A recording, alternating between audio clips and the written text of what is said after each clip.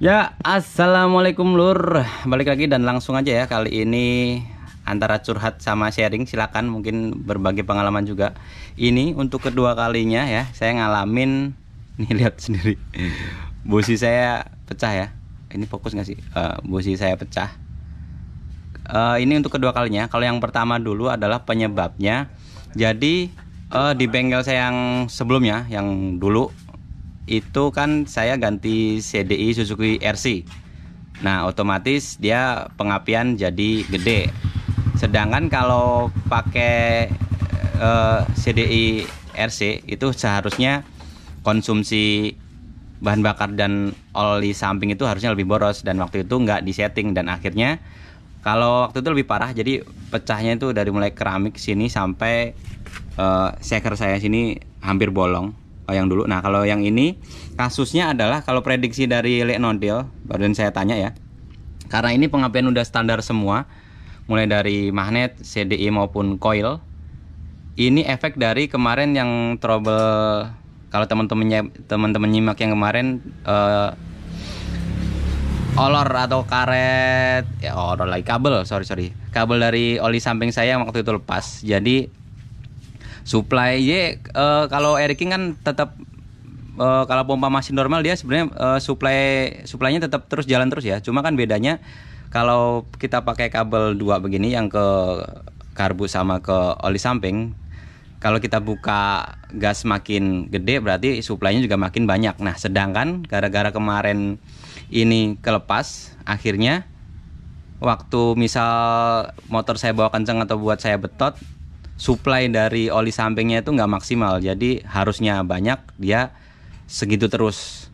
Nah, efeknya ya ini larinya ke busi, akhirnya pecah. Ini saya sih, nah ini juga udah karat, bisa lihat di sini. Ini fokus nggak sih? Udah busi lama ini, dan businya juga busi standar NGK tipe berapa nih?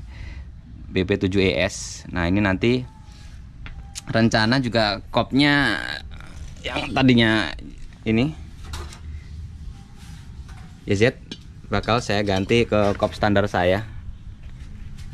Yang ini juga udah keperasan sih sebenarnya.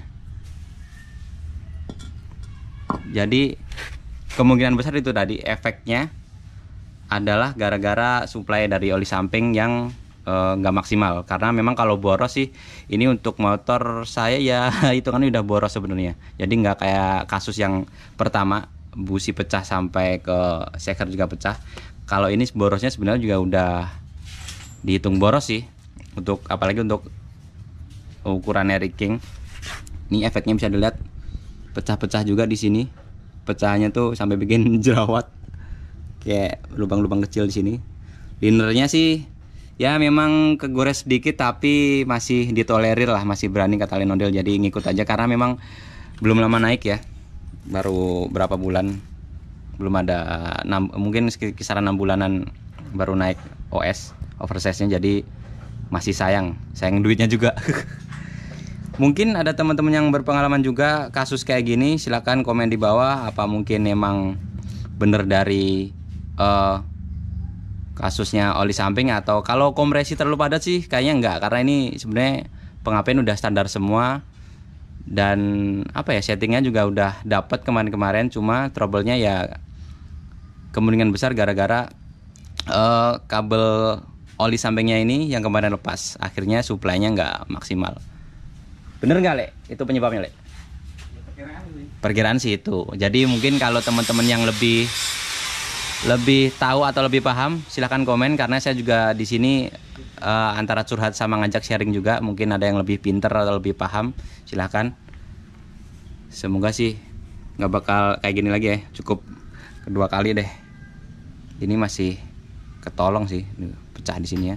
Dan kemungkinan nanti bakal saya ganti busi juga yang lebih bagus lah. Oke, mungkin itu aja sih.